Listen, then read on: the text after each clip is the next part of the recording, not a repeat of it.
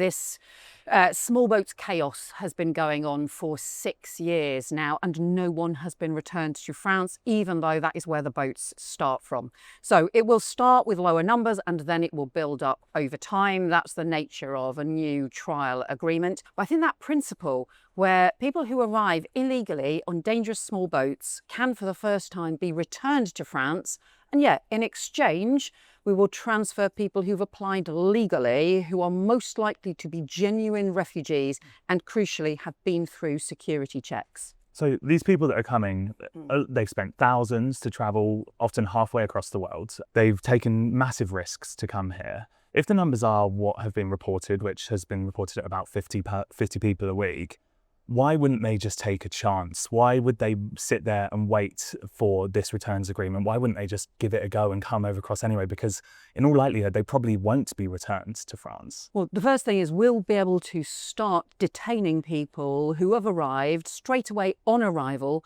in just a matter of days with this treaty coming into force. And then they will know that that money that they have spent on these vile people smugglers, that money is wasted because they will be returned. So we need to trial this. But the point is we're determined to say if you make an illegal crossing, actually you should be being returned to France. So far this year, we've crossed 25,000 people that have come into this country illegally. I put it to you that your idea of smashing the gangs, it's not working at the moment. More people are coming than ever before. Do you think this is really going to make a difference? The gangs have changed their tactics and they're deliberately loading people up in French waters, in shallow waters. We've seen some disgraceful scenes near to the French beaches, but the French rules have meant that they can't intervene in French waters, even though they're standing in shallow waters. Well, that's just wrong. And that's why I'm pleased that France has now agreed to change those rules and to be able to start acting in French waters to be able to prevent those boat crossings in the first place. All these migrants that are coming in are being housed in hotels at the moment. We're seeing quite a lot of tension building up on the streets outside some of these hotels. We've seen it most recently in Canary Wharf this week. Are you concerned about if law and order could break down, if we could see more widespread protests? And what are you going to do to simmer the tensions? Well, we want to end asylum hotels. That is our commitment by the end of this parliament, that we will end asylum hotels. Obviously, there was a peak of around 400 under the Conservatives. It's currently at around half of that. We've got to both clear the backlog and also increase returns.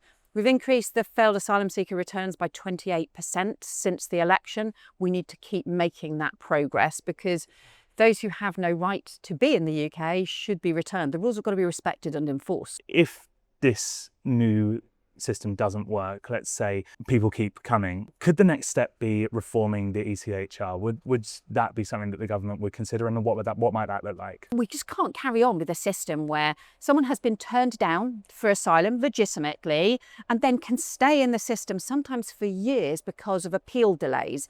That's because of the broken system that we've inherited. So later this year, we are going to announce very substantial reforms to the whole appeal system so that that can happen much more swiftly. One of the things we're doing is in the new border security bill, which includes the tighter timetable for appeals. It also includes counter-terror style powers to go after the criminal gangs, and also a ban on sex offenders entering the asylum system, because that ban should also be in place. That legislation needs to come through. Currently, the Conservatives and Reform are voting against that bill. They are wrong to do so. We need those new laws in place.